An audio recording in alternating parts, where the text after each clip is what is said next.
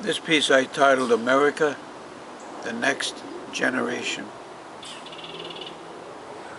One only has to look around to realize that America has come a long way. However, as in the past, all great societies have risen to prominence only to eventually slip into the realm of obscurity. For years round the world, the name America may not always have been liked, but people usually knew just where America stood on a particular issue. That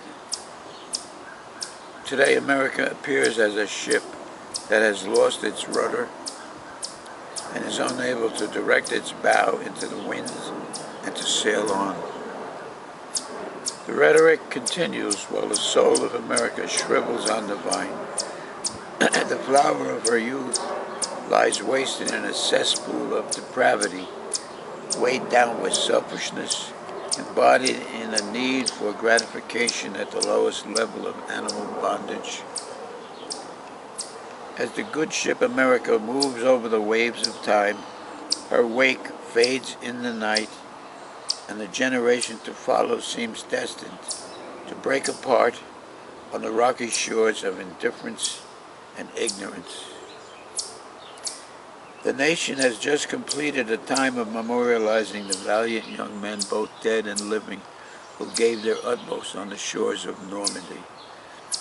It has been written now how the ocean waves of a D-Day crested with the crimson blood-red tide of America's cream as their lifeless bodies, bullet-riddled, shrapnel-torn, floated about, their animated arms waving the next assault group.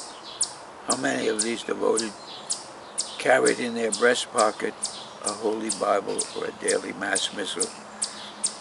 How many of these battle babies of war knelt on the deck of a troop transport and prayed to their God for protection for themselves and their families? Separation of church and state, you say?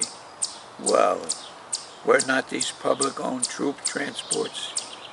Was it not a government of the people, by the people, for its people? Why was there no liberal lackey assigned to roam the decks and ferret out the politically incorrect? There was none. Because of this obsessive trash was dormant, this hiding in the seminary hearts of those despots who never really lifted a finger to aid the cause of liberty. Rather, they seethed in their innermost being a loathing for the common man, whose armpits wafted the acrid stench of labor, toil, and love of family, God, and country. The seeds sown by these elitists have germinated, have grown, and the very fruit of the harvest is about to poison all those that consume its subtle flesh. How is it possible that in this fair land, fathered by the revolution that changed the world's destiny forever, the very core of reality that enabled the birth of America, namely God, has been relegated to the back seat of the bus, has been kicked off campus, and told that he has failed the test of separation? What a ridiculous notion, the separation of church and state. You might as well say the separation of mind, body, and spirit. Where creatures go to and fro, their God or gods go with them. Why, George Washington, if he were to return today and be himself, he would certainly not pass muster in this ever-decadent social structure. At his first inauguration, the Bible was held out for him to place his hand upon it. Washington slowly knelt and kissed the sacred book. He then stood, placed his hand upon its open pages, and swore to uphold his new Constitution. So help him God. Freedom of speech has all but gone the way of Orwellian fantasy with the new speak of political correctness. There can be no argument offered that can justify punitive damage of any kind aside from slander, when under the Constitution, freedom of speech is assured to each of America's citizens When one group can say whether it wants with impunity,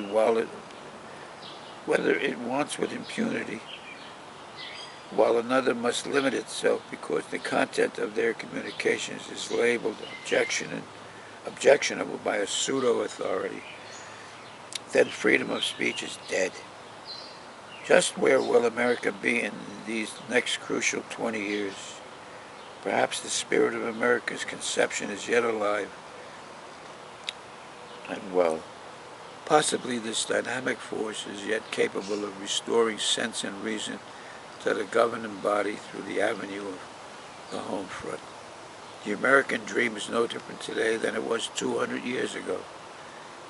It still vibrates with the drive and force of an Atlas missile leaving the launch pad. This spirit is that ever-present force for the good and betterment of all mankind.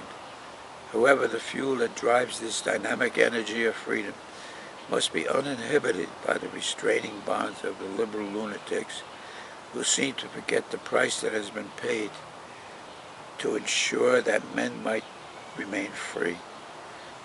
Can there be any doubt that we are desperately in need of restoration of all that America was, warts and all, in order that the generation to follow might aspire to carry the torch of liberty, freedom, and justice for all into the 21st century? That is, if it be God's will for America, then this renewal is yet possible. However, if it is time for America to pay her just dues for all the sick values fostered on the innocent ones born into our charge, then the worst is yet to come. Surely America cannot escape having to make restitution for the millions of innocent unborn Americans who have no chance to pursue life, liberty, and happiness. I pray that there are still enough God-fearing Americans who will petition our Heavenly Father to have mercy on us all, shed His grace in full measure once more on this wonderful land. May God bless and keep the United States of America. May God bless us all. Wow.